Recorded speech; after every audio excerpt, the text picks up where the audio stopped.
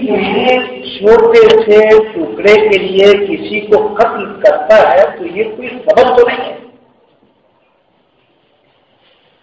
مطلب یہ کہ چھوٹی چھوٹی سی باتوں پہ قتل عام ہو جائے گا. نہ قاتل کو پتا ہوگا میں نے اس کو کیوں قتل کیا ہے، نہ مقتول کو پتا ہوگا میں کیوں قتل کیا گیا ہوں. اور اس ایک صورت یہ بھی ہے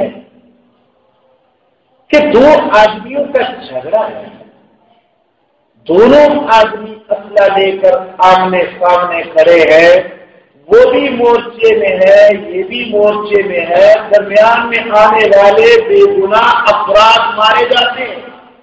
نہ مارنے والے کو پتہ ہے میں نے ان کو کیوں مارا، نہ مرنے والے کو پتہ ہے ہم کیوں قتل کیے گئے ہیں. تو حضور علیہ السلام نے فرمایا قتل عام ہوگا، صورتحال یہ ہوگی قاتل و مقتول دونوں جہنمی ہوں گے، اور نہ قاتل کو پتا ہوگا میں نے اس کو کیوں قتل کیا ہے، نہ مقتول کو پتا ہوگا میں کیوں قتل کیا گیا. اور حضور علیہ السلام نے فرمایا یاد رکھو کسی ایسے پرچم کے نیچے جنگ کرنے والا جس پرچم کے بارے میں اس کا حق یا باطل ہونا معلوم نہ ہو، اس پرچم کے نیچے مرنے والا جاہلیت کی موت مرے گا جہنم میں.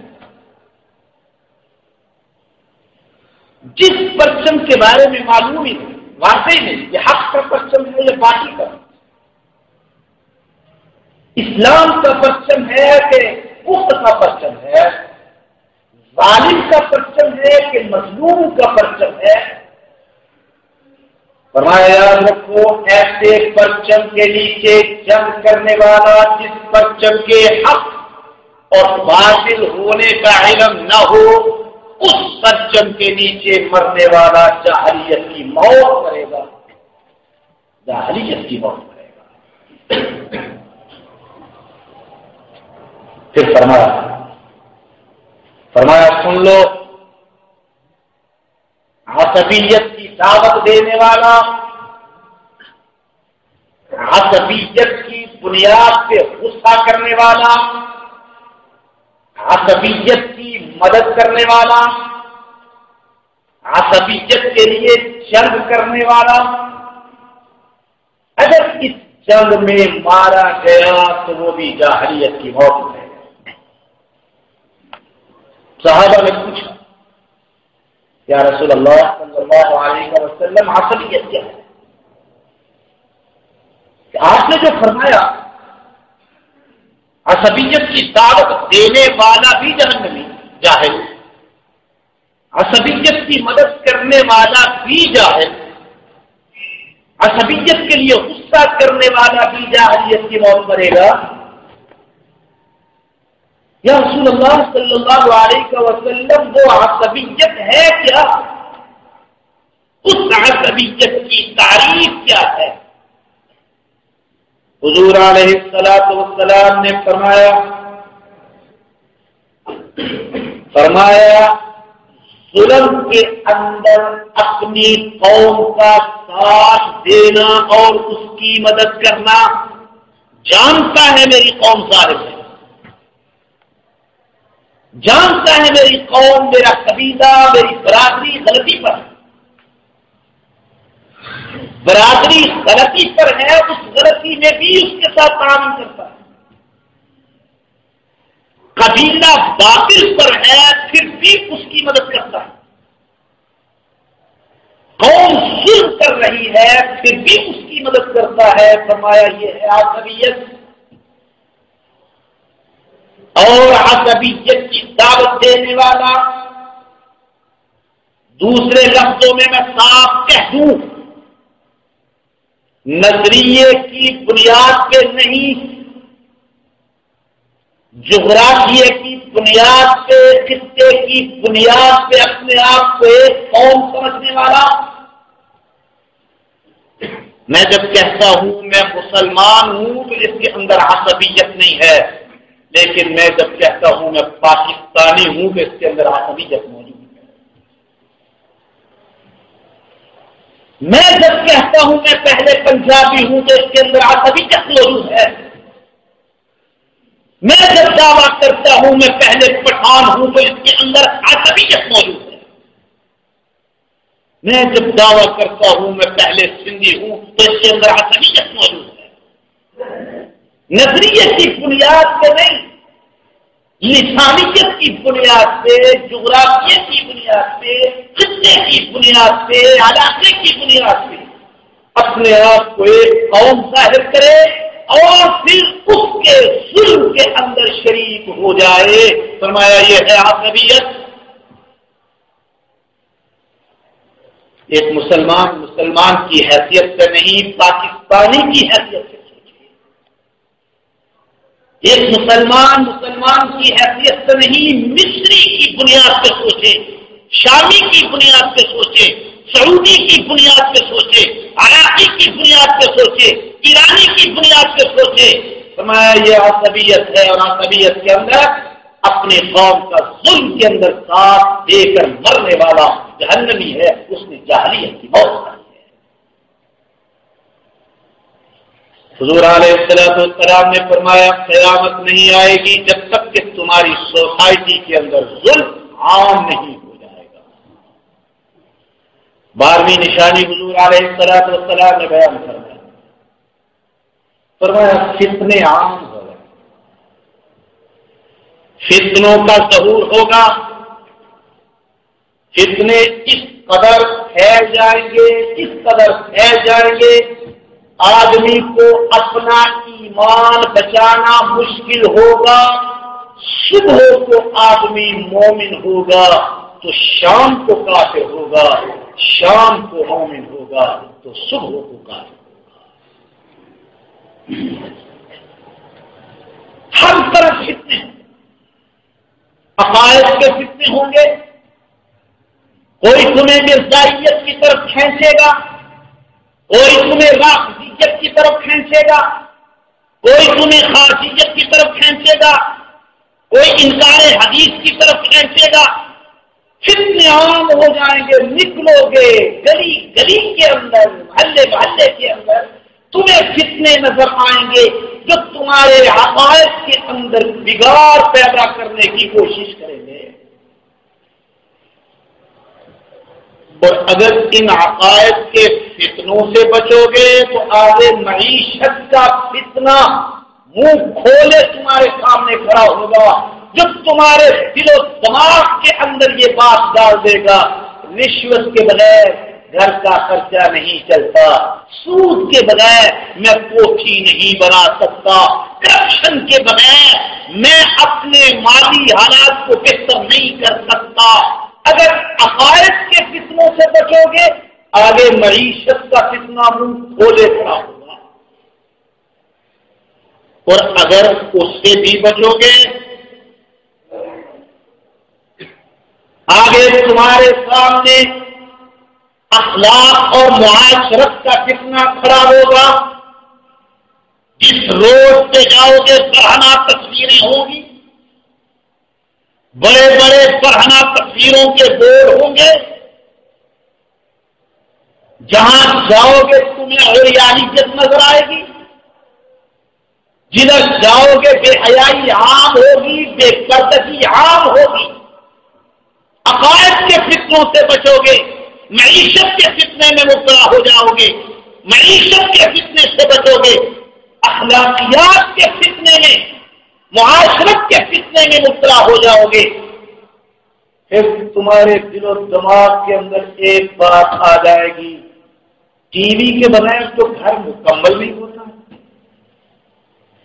وی سی آر کے بغیر ٹی وی مکمل نہیں ہوتا. پھر تمہارے دل و دماغ کے اندر یہ بات آئے گی، تم اس اخلاقی فتنے کے اندر مبتلا ہو جاؤ گے. اور اگر اس اخلاقی فتنے سے بھی بچ کے نکلو گے آگے حکومتی فتنہ، لا قانونیت کے ساتھ منہ کھولے تمہارے سامنے کھڑا ہوگا. تمہاری سوسائٹی کے اندر جنگل کا قانون ہوگا, لا قانونیت ہوگی. تمہارے سامنے حکومت کے فتنے کھڑے ہوں گے, لا قانونیت کے فتنے کھڑے ہوں گے.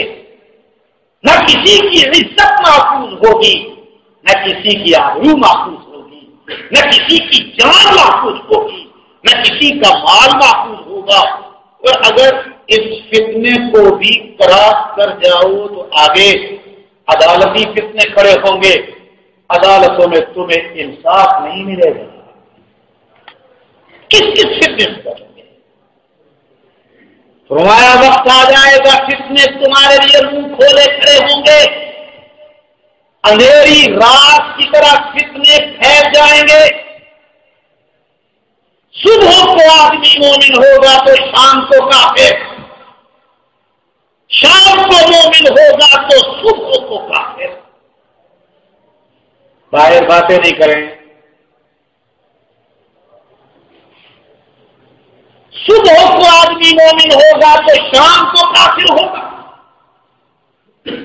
شام کو مومن ہوگا تو صبح کو کافر ہوگا. تمہارے لیے ان فتنوں سے بچنا بہت مشکل ہوگا. تمہاری سوسائٹی میں کرپشن کا فتنہ ہوگا. آپ جانتے ہیں بین الاقوامی رپورٹ کے مطابق آپ کے ملک کے اندر سالانہ کرپشن 5 ارب روپے کی ہوتی ہے. 5 ارب روپے کی سالانہ کرپشن. اور دنیا کے 168 ممالک میں سے ہمارے ملک کا کرپشن کے اندر نمبر 139 ہے. یعنی غالباً 28 یا 29 ممالک ہیں جو کرپشن میں ہم سے کم ہیں, ہم سے زیادہ ہیں. باقی تمام ممالک 138 ممالک کے اندر کرپشن ہمارے ملک سے کم ہوتی ہے. تم کرپشن کے فتنے میں مبتلا ہو. اور حیرت کی بات ہے, اگر یہ کرپشن عام آدمی کے اندر ہو تو پھر بھی سمجھا جا سکتا ہے. جس ملک کا سربراہ مملکت کرپشن کے ریکارڈ توڑ چکا ہو, 1 ارب 50 کروڑ روپے, 1 ارب 50 ارب روپے جس کے بیرون ممالک میں ہو, اور 22 ارب روپے جس کے ملک کے اندر ہو. یعنی 1 ارب 72 ارب روپے اس ملک کے سربراہ کے کھاتے ہو. فرمایا حضور علیہ السلام نے تمہارے اندر فتنے عام ہو جائیں گے. ایک فتنے سے بچنے کی کوشش کرو گے, دوسرا سامنے آ جائے گا. اس سے بچنے کی کوشش کرو گے, تیسرا سامنے آ جائے گا. اس سے بچنے کی کوشش کرو گے, چوتھا آ جائے گا. حتیٰ کہ تمہارے ایمان ڈول جائیں گے, تمہارے ایمان کمزور ہو جائیں گے. شام کو تم مومن ہوگے تو صبح کو کافر ہوگے, صبح کو مومن ہوگے تو شام کو کافر ہوگے. اور آج مجھے فتنوں کے حوالے سے اپنے اس خطے کے اندر پیدا ہونے والے سب سے بڑے فتنے دہشت گردی پر بات کرنی ہے. جو اس خطے کا سب سے بڑا فتنہ ہے, دہشت گردی کا فتنہ, ہمارے خطے کا سب سے بڑا فتنہ. سب سے پہلی بات تو یہ ہے, پوری دنیا کے اندر یہ ڈھنڈورا پیٹا جا رہا ہے, پوری دنیا کے اندر یہ شور مچایا جا رہا ہے, پوری دنیا کے اندر پراپیگنڈا کیا جا رہا ہے. ایشیائی ممالک کے اندر دہشت گردی پھیل گئی. اقوام متحدہ کہہ رہا ہے پاکستان کے اندر دہشت گردی, ایشیائی ممالک کے اندر دہشت گردی.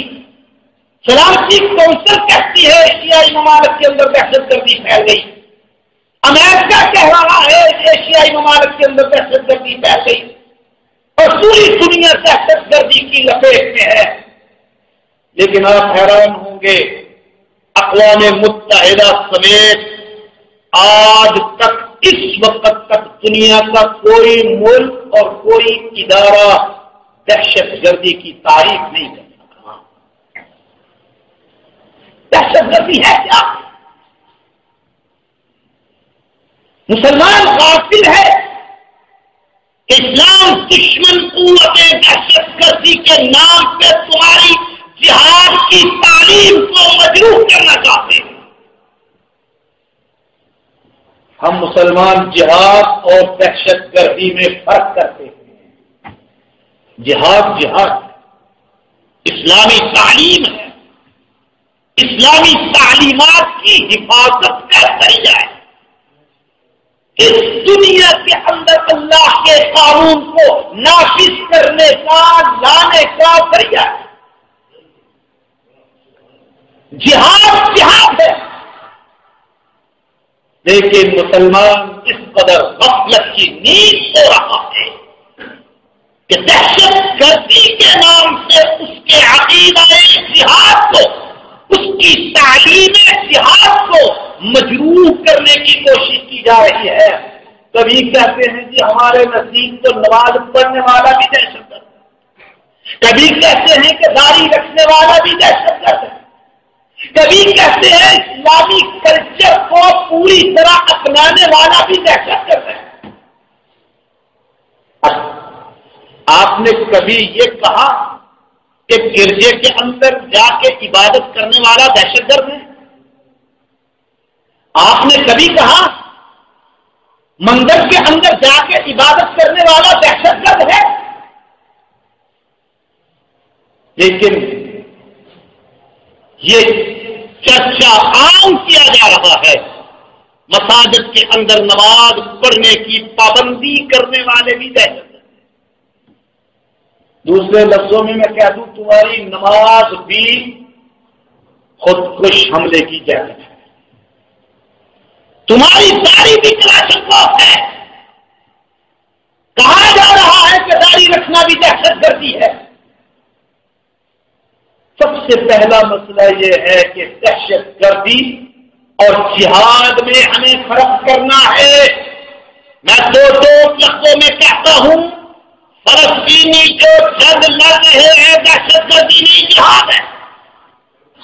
کشمیر کا مسلمان جو جنگ لڑ رہا ہے دہشت گردی نہیں جہاد ہے. عراق کا مسلمان جو جنگ لڑ رہا ہے دہشت گردی نہیں جہاد ہے. افغانستان کا مسلمان جو جنگ لڑ رہا ہے وہ دہشت گردی نہیں جہاد ہے. سب کو ایک ہی لپیٹ میں مت لو. جہاد ہے، دہشت گردی ہے. اور اس وقت ہمارے ملک کے اندر جو دہشت گردی کی ایک فضا پھیلی ہوئی ہے، اس کے بارے میں ہمارے ملک کے اندر مختلف طبقات کے مختلف نظریات ہیں. فیصلہ آپ نے کرنا ہے. میں پورے ملک میں گھومتا ہوں، پورے ملک کے اندر پبلک کے افراد ہوں یا خاص افراد، وہ موجودہ دہشت گردی کی لہر کے بارے میں مختلف نظریہ رکھتے ہیں. پہلا نظریہ جو دہشت گردی کے حوالے سے پورے ملک کے میڈیا کے ذریعے، حکومت کے ذریعے عام کیا جا رہا ہے کہ افغانستان کے طالبان اور پاکستان کے طالبان دونوں ایک ہیں، اور اس ملک کے اندر جو دہشت گردی کی وارداتیں ہو رہی ہیں ان کے پیچھے افغانستان کے طالبان.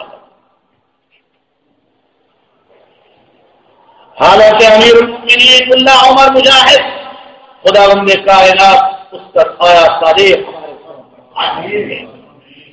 خداوند کائنات اس مرد قلندر کو ہر شر اور فتنے سے محفوظ فرمائے۔ بار بار اعلان کر چکے ہیں کہ پاکستان کے اندر ہونے والی فوج پر ہو، ہاسپٹلوں میں ہو، سکولوں میں ہو، کالجوں میں ہو، بازاروں میں ہو، مارکیٹوں میں ہو، کالج میں ہو، پولیس میں ہو، کسی کاروائی کے اندر ہم حصے دار نہیں ہیں، نہ ہم اس کو صحیح سمجھتے ہیں۔ ملا عمر مجاہد اس بات کی تردید کر چکے ہیں کہ پاکستان کے اندر افغان طالبان ہو سکتے ہیں۔ یہ وہ امریکی لابی ہے۔ میں دو لفظوں میں کہتا ہوں کہ جس کی زبان سے تم یہ سنو اس ملک کے اندر دہشت گردی کے پیچھے افغان طالبان مربوط ہیں، میں دو لفظوں میں کہتا ہوں وہ پاکستانی شہری کی زبان میں نہیں بلکہ وائٹ ہاؤس کی زبان میں بات کر رہا ہے، وہ امریکہ کی زبان میں بات کر رہا ہے، وہ امریکہ کا پٹھو ہے، وہ امریکہ کا وظیفہ خور ہے، وہ امریکہ کا تنخواہ ہے۔ افغانستان کے طالبان آج بھی ہمارے سراخوں کے ہیں، ان کی عظمت آج بھی ہمارے دل کے اندر وہی ہے جو اس وقت تھی جب وہ کابل کے اقتدار پر تھے۔ ایک ذرہ برابر ان کی عظمت کے بارے میں ہمارے دلوں کے اندر کوئی کمی نہیں آئی، اور انشاءاللہ العزیز آئے گی۔ ایک موقف کہ افغانستان کے طالبان اور پاکستان کے طالبان دونوں ایک ہیں، اور ان دہشت گردی کی کارروائیوں کے پیچھے افغان طالبان ہیں۔ یہ پروپیگنڈا کن کا ہے؟ امریکہ کا، امریکہ کے پٹھوؤں کا، امریکہ کے غلاموں کا، امریکہ کے جوتے چاٹنے والوں کا، امریکہ سے تنخواہیں وصول کرنے والوں کا، امریکہ سے وظیفے لینے والوں کا۔ یہ کسی مسلمان کا نظریہ نہیں ہے، یہ صرف امریکہ اور اس کے حوالیوں کا نظریہ ہے۔ دوسرا نقطۂ نظر جو اس ملک کے اندر موجود ہے، یہ کارروائیاں افغان اور پاکستان طالبان دونوں کی ہیں، لیکن دونوں صحیح ہیں کیونکہ وہ اسلام کی جنگ لڑ رہے ہیں۔ ذرا بات کی طرف توجہ دیجیے، اس ملک کے اندر ایک جذباتی حلقہ ایسا بھی موجود ہے جو یہ سمجھتے ہیں کہ پاکستان اور افغان طالبان پاکستان کے اندر جو کچھ کر رہے ہیں وہ اسلام کے لیے کر رہے ہیں، یہ دہشت گردی نہیں، یہ فضائی حملے ہیں، اور یہ درست ہے۔ ہمارا یہ موقف بھی نہیں، ہم پاکستان کے اندر ہونے والی کارروائیوں کو فضائی حملے نہیں دہشت گردی قرار دیتے ہیں۔ کیا ہے؟ افغانستان کے اندر کیا ہے؟ فضائی حملے، عراق کے اندر فضائی حملے ہیں، فلسطین کے اندر فضائی حملے ہیں، کشمیر کے اندر فضائی حملے ہیں، اور پاکستان کے اندر جو کچھ ہو رہا ہے یہ دہشت گردی ہے۔ یہ دوسرا موقف ہے جو چند جذباتی قسم کے لوگوں کا ہے۔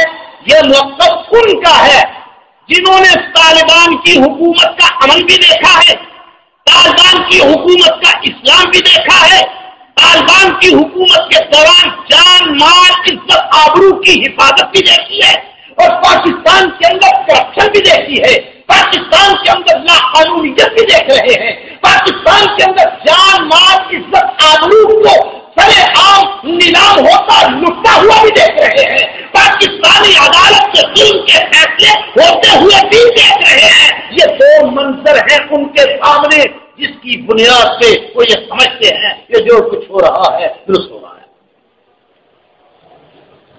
دو ملکوں کا قانون ان کے سامنے ہے۔ انہوں نے افغانستان کے اندر طالبان کے دور میں امن دیکھا ہے، عزت کی حفاظت دیکھی ہے،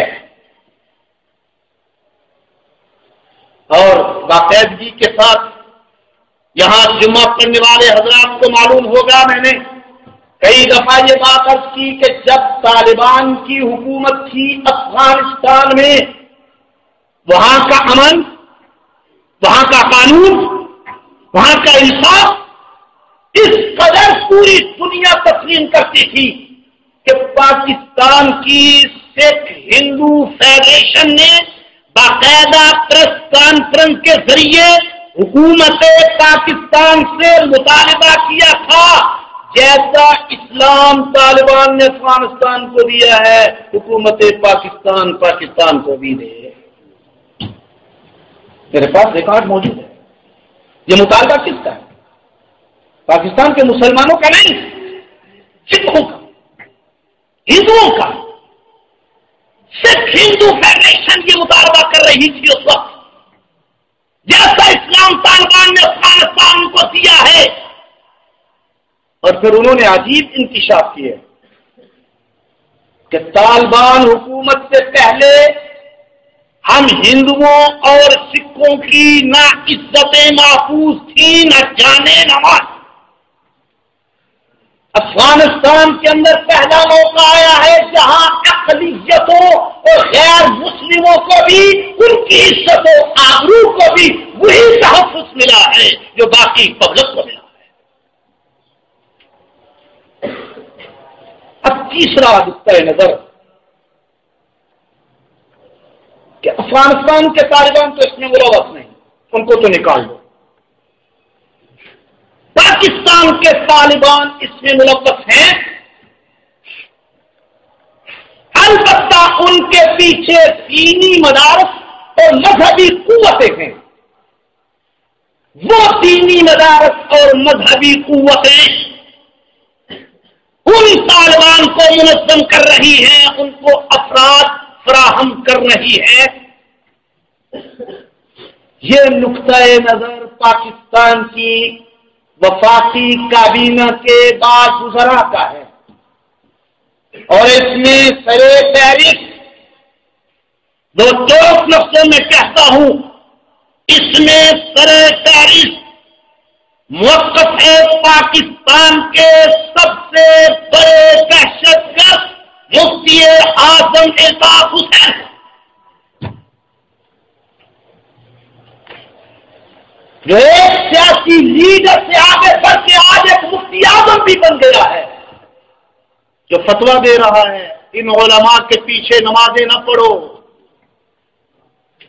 ان کا بائیکاٹ کرو۔ حیرت ہوتی ہے ایک وہ شخص جو نہ پبلک کا سامنا کرنے کی ہمت رکھتا ہے نہ قانون کا سامنا کرنے کی، جو ملک سے نکلا ہی دہشت گردی کی وجہ سے، جس نے کراچی کو دہشت گردی کا مرکز بنایا، آج وہ کہہ رہا ہے کہ ان پاکستانی طالبان کے پیچھے دینی مدارس کا ہاتھ ہے۔ آج وہ کہہ رہا ہے کہ پاکستانی طالبان کے پیچھے مذہبی قوتوں کا ہاتھ ہے اور ان مولویوں کا بائیکاٹ کرو، ان کے پیچھے نماز نہ پڑھو۔ میں دو ٹوک لفظوں میں کہتا ہوں، اپنی بات نہیں کرتا، حکومتی ادارے اسلام آباد، جنوبی پنجاب، اب صوبہ سرحد اور کراچی کے اندر، حتیٰ کہ شمالی پنجاب کے بعض علاقوں میں بھی سینکڑوں دینی مدارس سے چھاپے مار کے آج تک ان میں سے ایک پسٹل برآمد نہیں کر۔ یہ حکومت کی رپورٹ ہے، یہ وزیر داخلہ کی رپورٹ ہے۔ جنوبی پنجاب کے مدارس چھان مارے، ایک پسٹل بھی نہیں، کسی مقام پہ آثار نہیں پائے گئے کہ جہاں دہشت گردی کی تربیت دی جاتی ہے۔ کراچی کے مدارس میں چھاپے مارے گئے، اسلام آباد کے مدارس میں چھاپے مارے گئے، لیکن آج تک ان مدارس میں سے ایک پسٹل بھی برآمد نہیں ہو سکا۔ پھر کیسے دعویٰ کرتے ہو ان دہشت گردی کے مراکز کے دینی ادارے ہیں؟ یہ دینی مدارس ہیں، یہ مذہبی قوتیں ہیں، اور پاکستان کے اندر دانشوروں کا ایک حلقہ ایسا بھی ہے۔ یہ چوتھا موقف ہے۔ پاکستان کے دانشوروں کا ایک حلقہ ایسا بھی ہے جن کا دعویٰ یہ ہے کہ ہیں یہ پاکستانی طالبان، لیکن ان کے پیچھے نہ دینی مدارس ہیں نہ مذہبی قوتیں ہیں، بلکہ ان کے پیچھے 62 سال کی وہ محرومیاں ہیں، ان کو ان کے حقوق سے محروم رکھا گیا، ان کو ان کے حقوق نہیں دیے گئے۔ انگریز کے دور میں ان کے پاس اسلامی عدالتیں تھی، وہ ان سے چھینی گئی۔ انگریز کے دور میں ان کے پاس نظام عدل تھا، وہ ان سے چھینا گیا۔ ان کے مذہبی حقوق کو پامال کیا گیا۔ یہ دینی مدارس کی تربیت نہیں، یہ مذہبی قوتوں کی تربیت نہیں، وہ محرومیاں ہیں جن محرومیوں نے ان کو حکومت کے مقابلے میں کھڑا کر دیا ہے۔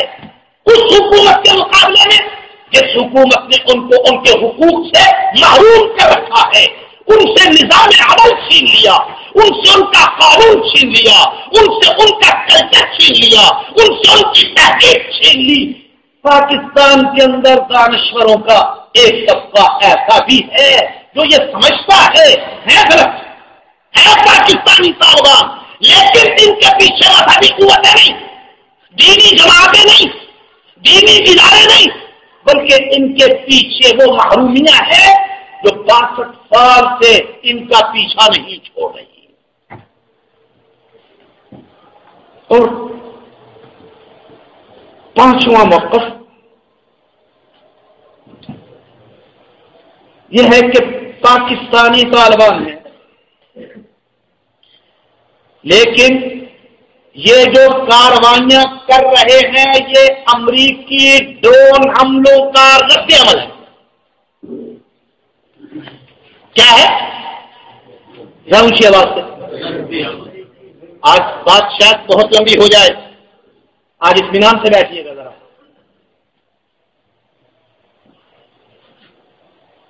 پانچواں نقطہ نظر یہ ہے یہ طالبان ہی پاکستانی طالبان، لیکن ان کی کارروائیاں امریکہ کے ڈرون حملوں کا رد عمل ہے کہ پاکستانی حکومت گزشتہ 9 سالوں سے امریکی اتحادی کی حیثیت سے نہ افغانستان کے مسلمانوں کو معاف کر رہی ہے، نہ پاکستان کے مسلمانوں کو معاف کر رہی ہے۔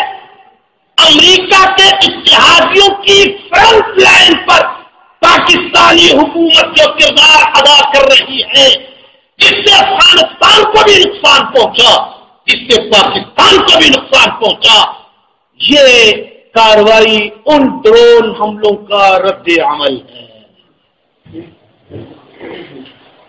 ایک طبقہ ایسا بھی ہے، یہ پانچواں موقف ہے کہ پاکستان کے اندر یہ دہشت گردی کی کارروائیاں امریکی ڈرون حملوں کا رد عمل، کیونکہ پاکستان امریکہ کے ساتھ دہشت گردی کے نام سے کی جانے والی جنگ میں فرنٹ لائن پہ کھڑا ہے۔ اور حیرت کی بات ہے وہ آج بھی اپنی اسی حد درمی، اسی ضد پہ قائم ہے کہ یہ لڑائی امریکہ کی نہیں ہماری ہے۔ پاکستانی حکومت آج بھی اسی حد درمی پہ قائم ہے، آج بھی اسی ضد پہ قائم ہے، یہ امریکہ کی نہیں۔ میں سوات آپریشن کرتا ہوں تو امریکہ کے لیے نہیں، اپنی جگہ 32 لاکھ افراد کو سوات سے ان کے علاقوں سے نکال کے مہاجر بنا کے کیمپوں میں لا کے بٹھا کے یہ نہیں جاتے۔ جنوبی وزیرستان اور شمالی وزیرستان کے اندر لاکھوں افراد کو گھروں سے نکال کر کیمپوں میں لا کے بٹھا دینا یہ میری بات ہے۔ یہ پانچواں نقطۂ نظر ہے یہ جنگ طالبان کی، لیکن اس کے پیچھے امریکہ کے ڈرون حملے ہیں، یہ ان ڈرون حملوں کا رد عمل ہے۔ اور چھٹا نقطۂ نظر، اس کو ذرا بڑی توجہ سے سنیے گا، یہی میرا نقطۂ نظر ہے، یہی علماء کا نقطۂ نظر ہے۔ ہم ایک لمحے کے لیے بھی تسلیم کرنے کے لیے تیار نہیں ہیں کہ پاکستان کے اندر تحریک طالبان کے نام سے کوئی مستقل تنظیم موجود ہے۔ یہ ایک فرضی تنظیم ہے جس کا ایک ہوا پبلک کے سامنے کھڑا کیا گیا ہے، چند افراد کے نام سے، پہلے بیت اللہ محفوظ تھا، اب حکیم اللہ محسود ہے۔ پاکستان کے اندر تحریک طالبان پاکستان کے نام سے کوئی تنظیم موجود نہیں ہے، یہ ساری اس تحریک کی آڑ میں، اس نام کے آڑ میں بین الاقوامی ایجنسیوں کی کارروائی ہے۔ اس کے پیچھے امریکی ایجنسیاں، اس کے پیچھے انڈین ایجنسیاں، اس کے پیچھے اسرائیلی ایجنسیاں، اور یہ بات میں نہیں کر رہا ہوں، میں جو بات کروں گا انشاءاللہ العزیز پوری ذمہ داری سے کروں گا۔ سب سے پہلی بات، ہمارے وزیر داخلہ جناب رحمان ملک گزشتہ ایک ہفتے سے حکومت سے یہ مطالبہ کر رہے ہیں، حکومت فوری طور پر ان کیمرہ اجلاس طلب کرے۔ میں اس ان کیمرہ اجلاس کے اندر ان دہشت گردی کے واقعات میں انڈین ایجنسیوں کے ملوث ہونے کے ثبوت فراہم کروں گا۔ میری بات سمجھ آ رہی ہے؟ یہ کس کا بیان ہے؟ پاکستان کے وزیر داخلہ رحمان ملک گزشتہ ایک ہفتے سے یہ مسلسل مطالبہ کر رہے ہیں، یہ پریس میں آ چکا ہے، ان کیمرہ اجلاس بلایا جائے کہ اس ان کیمرہ اجلاس کے اندر انڈین ایجنسیوں کے پاکستان کے اندر دہشت گردی کے واقعات میں ملوث ہونے کے ثبوت فراہم کروں گا۔ نمبر 2، پاکستانی وزیر داخلہ میڈیا پر اس بات کا اعتراف بھی کر چکے ہیں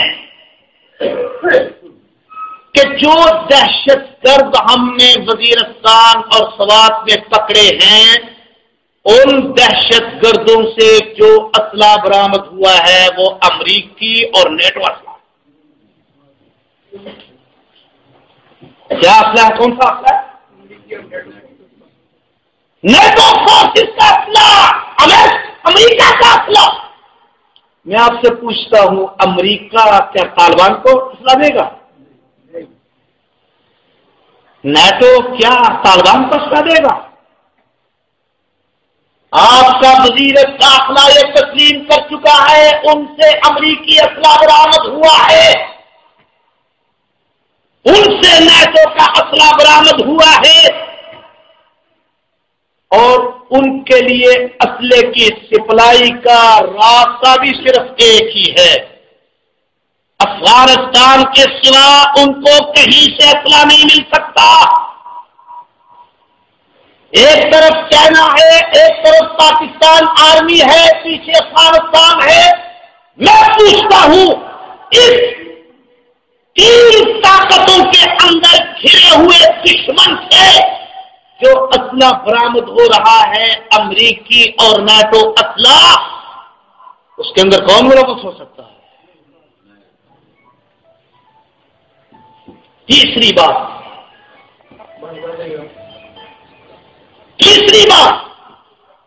وزیر داخلہ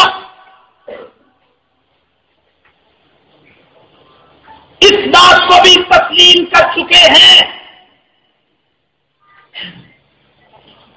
کہ ان دہشت گردوں کو اسلحے کی سپلائی اور فراہمی کا راستہ صرف اور صرف افغانستان ہے اور کوئی راستہ نہیں.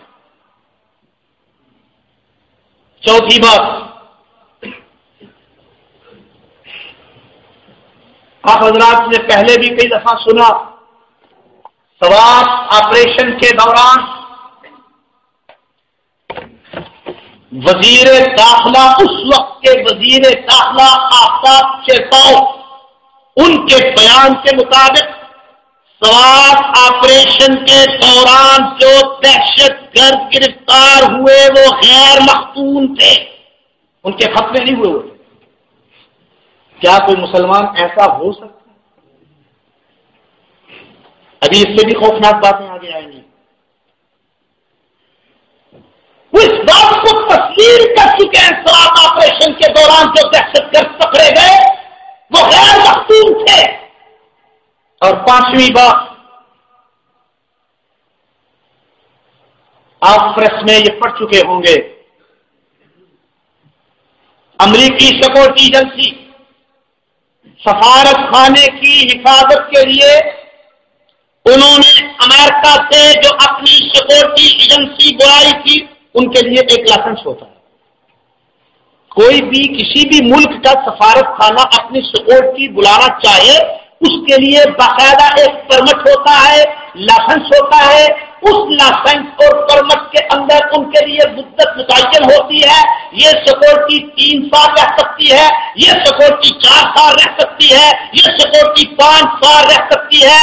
لیکن امریکی سیکورٹی ایجنسی کی مدت، لائسنس کی، پرمٹ کی مدت ختم ہوئے 9 ماہ بیت چکے ہیں.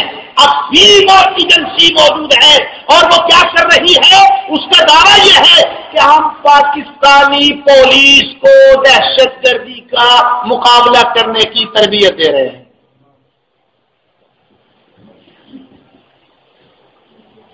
سوال یہ ہے کہ 9 ماہ بیت چکے، پرمٹ ختم ہوئے، لائسنس کی مدت ختم ہوئے، کیوں موجود ہے وہ ایجنسی اب تک پاکستان کے اندر؟ اور کیا پاکستانی پولیس کو پاکستانی فوج تربیت نہیں دے سکتی کہ امریکی ایجنسیوں کو بلایا گیا؟ اور چھٹی بات، اب پورا ملک اس بات سے متفق ہو چکا ہے کہ پاکستان کے اندر امریکہ کی وہ غنڈہ گرد نیم سرکاری ایجنسی بلیک واٹر موجود ہے. اور اس ملک کے اندر اب تک میری معلومات کے مطابق 3 ناموں سے کام کر رہی ہے. اسلام آباد کے اندر زی کے نام سے، پنجاب کے اندر ایس سی کے نام سے، اور صوبہ سرحد کے اندر بی این صدف کے نام سے. میں خود ان کے دفاتر دیکھ کے آیا ہوں. میں گزشتہ ہفتے مانسیرے میں تھا. یہ بلیک واٹر زی کے نام سے، ایس سی کے نام سے، بی این صدف کے نام سے پورے ملک کے اندر پھیلی ہوئی ہے. اور ہمارے ملک کے وزیر داخلہ، وزیر خارجہ، وزیر اعظم اب تک یہی بیان دیے جا رہے ہیں یہاں بلیک واٹر کا کوئی وجود نہیں، بلیک واٹر کا کوئی وجود نہیں، بلیک واٹر کا کوئی وجود نہیں. اور تازہ ترین جو اطلاعات پرسوں بدھ کے دن، ہم جو یہ کہتے ہیں نا، ذرا اس بات کو پھر دوہرا دوں، اس کے پیچھے طالبان نہیں ہے، پاکستانی طالبان بھی نہیں ہے. طالبان کے نام سے کوئی اور قوت کام کر رہی ہے، اور وہ قوت کون سی ہے؟ اب تو آپ کا پریس اور میڈیا تسلیم کر چکا ہے. پرسوں لاہور کے اندر 3 گاڑیاں پکڑی گئی.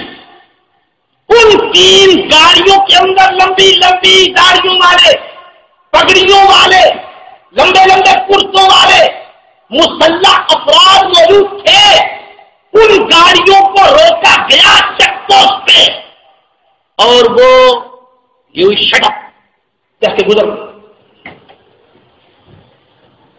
چیک پوسٹ پر نہیں رکے، نکل گئے۔ انہوں نے وائرلیس کے ذریعے اگلی چیک پوسٹ کو اطلاع دی، انہوں نے روکا۔ ذرا حلیہ پھر دوہرا لیجیے، لمبی لمبی داڑیاں، سر پہ لمبا کرتا، روکا۔ اور وہ دو زبانیں بولتے تھے، پشتو اور عربی۔ کتنی زبانیں؟ انہوں نے یہ تصور دینے کی کوشش کی کہ ہمیں پنجابی اردو نہیں آتا، وہ پشتو میں بات کرتے تھے یا عربی میں، لیکن جب چیک پوسٹ پہ ان کی تلاشی لی گئی تو ان کی جیبوں سے امریکی سفارت خانے کے کارڈ برآمد ہو گئے۔ یہ پرسوں کی بات ہے۔ اب میں پوچھتا ہوں ان لوگوں سے جو صرف گاڑیاں دیکھ کے کہتے ہیں یہ طالبان کی کارروائی ہے، جو پگڑیاں دیکھ کے کہہ دیتے ہیں یہ طالبان کی کارروائی ہے، اب تو آپ کا میڈیا تسلیم کر چکا ہے، وہ لوگ برآمد ہو چکے ہیں، داڑھیوں والے بھی، پگڑیوں والے بھی، عربی بولنے والے بھی، پشتو بولنے والے بھی، اور جیب کے اندر کارڈ امریکی سفارت خانے کا۔ کیا یہ حقائق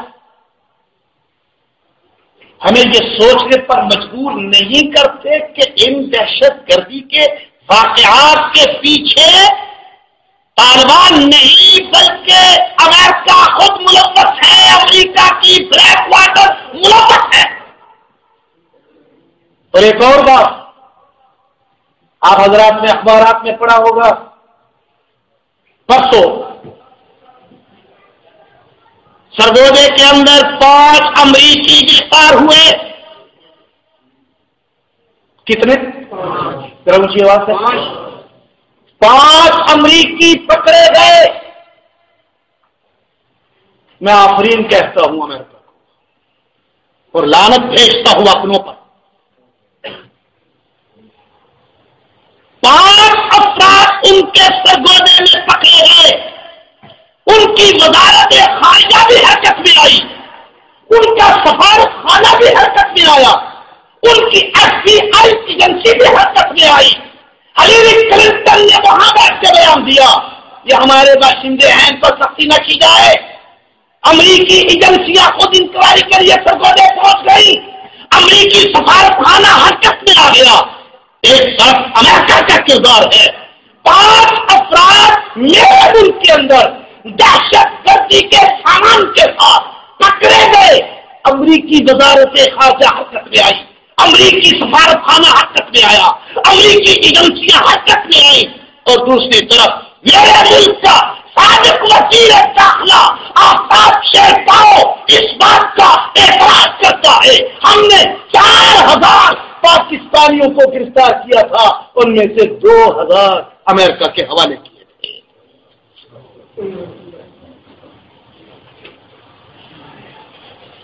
4000 گرفتار کیے تھے، ان میں سے 2000 امریکہ کے حوالے کیے، اور ہیومن رائٹس کی تنظیمیں اس وقت بھی اس بات پر مصر ہیں، وہ کہتی ہیں اس وقت بھی امریکہ دھوکہ دے رہا ہے، امریکہ فراڈ کر رہا ہے، امریکہ جھوٹ بول رہا ہے، جو یہ کہتا ہے ہم نے گوانتانامو کی جیل کو بند کر دیا ہے۔ ہیومن رائٹس پاکستان کی تنظیمیں اب بھی اس بات پر منحصر ہیں کہ اس موجودہ حکومت کے دور میں بھی 20 کی تعداد میں افراد امریکہ کے حوالے کیے گئے ہیں جن کو گوانتانامو میں بھیجا گیا موجودہ گورنمنٹ کی۔ ہماری ہیومن رائٹس تنظیمیں اب بھی مصر ہیں اس موجودہ حکومت کے دور میں بھی افراد پکڑے گئے ہیں، ان کو امریکہ کے حوالے کیا گیا ہے، اور صرف یہ نہیں بلکہ آپ کا میڈیا تسلیم کر چکا ہے اس موجودہ حکومت کے دور میں صرف پاکستانی ایجنسیاں نہیں، خود امریکی ایجنسیوں نے کارروائی کر کے تقریباً 20 سے زائد افراد کو خود گرفتار کیا۔ اور کیسے معلوم کہ دہشت گردی کے ان واقعات کے پیچھے طالبان ہے۔ اور پھر ایک اور انکشاف، بلیک واٹر کا چیف ایگزیکٹو وہ آئرس، اس نے اپنے بیان میں صاف کہا ہے اسلام آباد کے میرٹ ہوٹل سے جب حملہ ہوا، حملے سے 1 گھنٹہ پہلے میں وہاں موجود تھا۔ یہ بیان کون دے رہا ہے؟ بلیک واٹر کا chief executive virus prince new York news کے اندر بیان جاری کر رہا ہے کہ وہاں میں موجود تھا، 1 گھنٹہ پہلے میں وہاں سے نکلا ہوں، وہاں سے اپنے بیٹے کے پاس افغانستان گیا ہوں، اور وہاں سے پھر میں امریکہ آیا ہوں۔ میں پوچھتا ہوں، بلیک واٹر کا چیف ایگزیکٹو کہتا ہے میں پاکستان کے اندر اس وقت بھی موجود تھا جب اسلام آباد سے میرے ہوٹل پہ حملہ ہوا تھا، دہشت گردی کی کارروائی ہوئی تھی، میرے ملک کا وزیر اعظم اب بھی کہتا ہے اس ملک کے اندر بلیک واٹر نام کی کوئی تنظیم موجود نہیں، میرے ملک کا وزیر داخلہ اپنی ملک ہے، پاکستان کے اندر بلیک واٹر کے نام سے کوئی تنظیم موجود نہیں ہے۔ اور پھر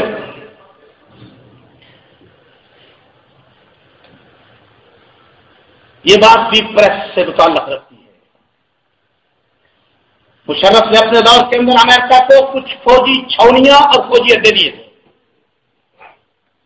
جن کو بند کیا گیا تھا، گیٹ لگائے گئے تھے، کوئی پاکستانی اس گیٹ کے اندر نہیں جا سکتا۔ بلوچستان کے اندر جو ان کو اڈے فراہم کیے گئے تھے جیسلمیر کے اور بعض دوسرے مقامات سے، پریس اس بات کی نشاندہی کرتا ہے کہ ان اڈوں کے ذریعے ہزاروں امریکی پاکستان کے اندر پھیلائے گئے ہیں۔ اب اگر پاکستان کا وزیر داخلہ یہ کہتا ہے یہاں بلیک واٹر کا چیف ایگزیکٹو نہیں آیا، اسے کیسے پتا چلے گا؟ وہ تو آیا ہے اس اڈے سے جو اڈے سب نے ان کو فراہم کر رکھے ہیں، جن کے لیے کسی پاسپورٹ کی ضرورت نہیں ہے، جن کے لیے کسی ویزے کی ضرورت نہیں ہے۔ تم نے فراہم کیا، وہاں لوگ اترتے ہیں، ان کی ایجنسیوں کے افراد آتے ہیں، پورے ملک میں پھیل جاتے ہیں، اور تم ہاتھ پہ ہاتھ دھرے بیٹھے۔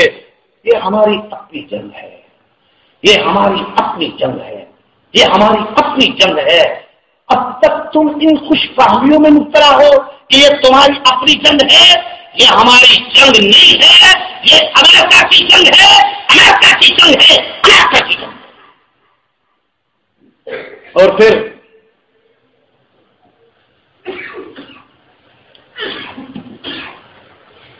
امریکی اخبارات نے CIA کی ایک رپورٹ شائع کی جس میں 2 انکشاف بڑے عجیب کیے گئے ہیں۔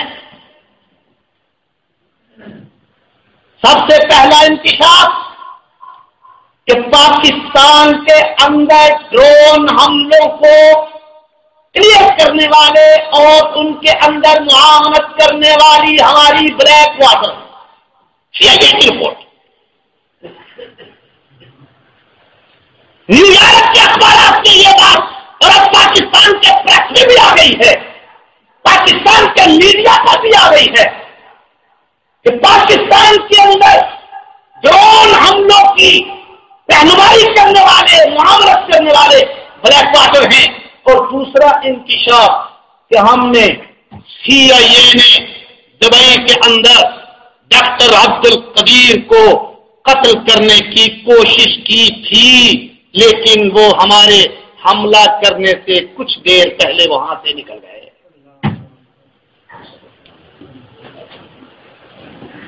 یہ امریکی CIA کی رپورٹ نیو یارک ٹائمز کے اندر شائع ہو چکی، پاکستانی میڈیا پر آ چکی. ہم نے ڈاکٹر عبد القدیر کو قتل کرنے کی دبئی میں کوشش کی تھی. اور ان کا یہ بھی کہنا ہے کہ پاکستانی ایجنسیاں خبردار تھیں شاید کہ وہ حملے سے کچھ دیر پہلے ہی ڈاکٹر عبد القدیر خان کو نکال کے لے گئے. کیا اس کے بعد بھی کوئی گنجائش باقی رہ جاتی ہے کہ ہم یہ کہیں کہ ہماری جنگ ہے؟ اور ایک وجہ بلیک واٹر کے امریکی ایجنسیوں کے ملوث ہونے کے لیے، میں نے عید کے اجتماع میں ایک بات کی تھی، ایک قرارداد پاس کرائی. ہمارے ملک کے اندر اس وقت دستور کے اندر ترامیم کرنے کے لیے ایک کمیٹی بیٹھی ہے، اور وہ کمیٹی کس بات پہ غور کر رہی ہے؟ اس دستور سے اسلامی دفعات کو کیسے نکالا جا سکتا ہے. اس ملک کے اندر کچھ سیکولر ناظرین کا مطالبہ ہے دستور پاکستان کا نام تبدیل کیا جائے. پاکستان کا دستوری نام کیا ہے؟ اسلامی جمہوریہ پاکستان. ان کا مطالبہ ہے یہ نام چینج کر کے عوامی جمہوریہ پاکستان رکھا جائے. نمبر 2، دستور کے اندر موجود ہے اسلام پاکستان کا مملکتی مذہب ہے. ان کا مطالبہ ہے یہ شرک ختم کی جائے. نمبر 3، دستور کے اندر قرارداد مقاصد موجود ہے جو 85 کی اسمبلی سے پہلے دستور پاکستان کا دیپاچہ تھا، اور جنرل ضیاء الحق مرحوم نے اس کو دستور کا باقاعدہ حصہ بنایا، جس کے اندر یہ بات واضح کی گئی ہے کہ اس ملک کے اندر غیر اسلامی قانون سازی نہیں ہو سکتی.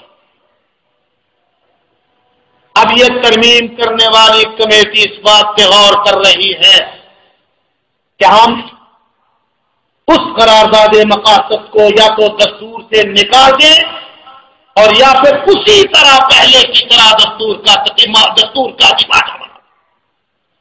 چوتھی بات، دستور کے اندر موجود ہے کہ صدر مملکت کا مسلمان ہونا ضروری ہے.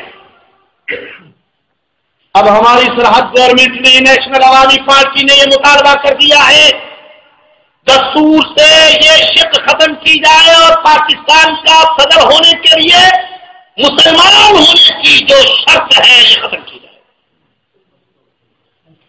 گویا پاکستان کا صدر عیسائی بھی ہو سکتا ہے، قادیانی بھی ہو سکتا ہے، ہندو بھی ہو سکتا ہے، سکھ بھی ہو سکتا ہے.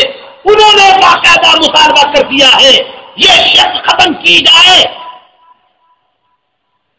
میں دو ٹوک لفظوں میں کہتا ہوں کہ پاکستان کے اندر دہشت گردی کی یہ واقعات، یہ کاروائیاں بلیک واٹر امریکہ اس لیے کرا رہا ہے تاکہ مذہبی قوتوں کو خوف زدہ اور دہشت زدہ رکھ کے عوام کو ان سے بخشن کر کے عوام کو ان سے دور رکھ کے وہ اپنی مرضی کی ترامیم کرا لیں، تاکہ علماء جس وقت کال دیں ان ترامیم کے خلاف تو اس وقت پبلک سے کہا جا سکے یہ تو دہشت گردوں کی کچھ پناہی کرنے والے ہیں. اور آخری بات کہتا ہوں، اس وقت علماء سے ایک مطالبہ کیا جا رہا ہے اور پبلک بھی اس بات میں پریشان ہے کہ علماء فتویٰ کیوں نہیں دے رہے. دہشت گردی کے موجودہ واقعات کے بارے میں علماء فتوا کیوں نہیں دے رہے؟ وفاقی حکومت کا پروپیگنڈا بھی یہی ہے، سندھ حکومت کا پروپیگنڈا بھی یہی ہے کہ علماء دہشت گردی کے ان واقعات کے خلاف فتوا اس لیے نہیں دے رہے کہ یہ خود اس کی پشتراہی کر رہے ہیں. حالانکہ بات یہ نہیں، علماء کا فتوا آج سے 1.5 سال پہلے جاری ہو چکا ہے، جس میں تمام مقاصد ذکر کے علماء شامل ہیں. ان میں دیوبندی علماء بھی ہیں، بریلوی علماء بھی ہیں، اہل حدیث علماء بھی ہیں، شیعہ علماء بھی ہیں، جماعت اسلامی کے علماء بھی ہیں، پاکستان کے تمام مقاصد ذکر کے علماء 1.5 سال پہلے یہ فتوا دے چکے ہیں کہ یہ کاروائیاں غلط ہیں، لیکن ان کاروائیوں کو اس وقت تک ختم نہیں کیا جا سکتا جب تک امریکہ کے ڈرون حملے اور پاکستان کے اندرونی معاملات میں امریکہ کی مداخلت کو ختم نہیں کیا جائے. اب گورنمنٹ چاہتی کیا ہے؟ مولوی فتوا دیں لیکن اس میں بلیک واٹر کا تذکرہ نہ آئے، مولوی فتوا دیں لیکن اس میں امریکہ کے ڈرون حملوں کا تذکرہ نہ آئے، مولوی فتوا دیں لیکن اس کے اندر افغانستان عراق کی جہادی تنظیموں کا حوالہ نہ آئے، مولوی فتوا دیں لیکن اس کے اندر پاکستانی گورنمنٹ کے امریکہ کے اس دہشت گردی کے نام سے جنگ کے فرنٹ لائن پہ ہونے کا تذکرہ نہ آئے. آپ کا کیا خیال ہے؟ مولوی کو ایسا فتوا دینا چاہیے؟ جی ذرا اونچی آواز سے اور اونچی آواز سے. ہم فتوا دیتے ہیں یہ دہشت گردی کی کاروائیاں غلط ہیں، لیکن ہم یہ فتوا بھی دیتے ہیں پاکستان کے اندر امریکہ کے ڈرون حملے بھی غلط ہیں، پاکستان کے اندر بلیک واٹر کی کاروائیاں بھی غلط ہیں، پاکستان کا امریکی اتحاد کے اندر فرنٹ لائن پہ کھڑا ہونا بھی غلط ہے. یہی علماء کا فتوا ہے اور یہی ہماری نظام، اسی پہ ہم صاف کرتے ہیں. اور تو ٹوک لفظوں میں کہتا ہوں، جب تک علماء کے اس مکمل فتوے سے تم عمل پیرا نہیں ہوتے اس وقت تک امریکہ تمہارا پیچھا نہیں چھوڑے گا. وآخر دعوانا الحمدللہ.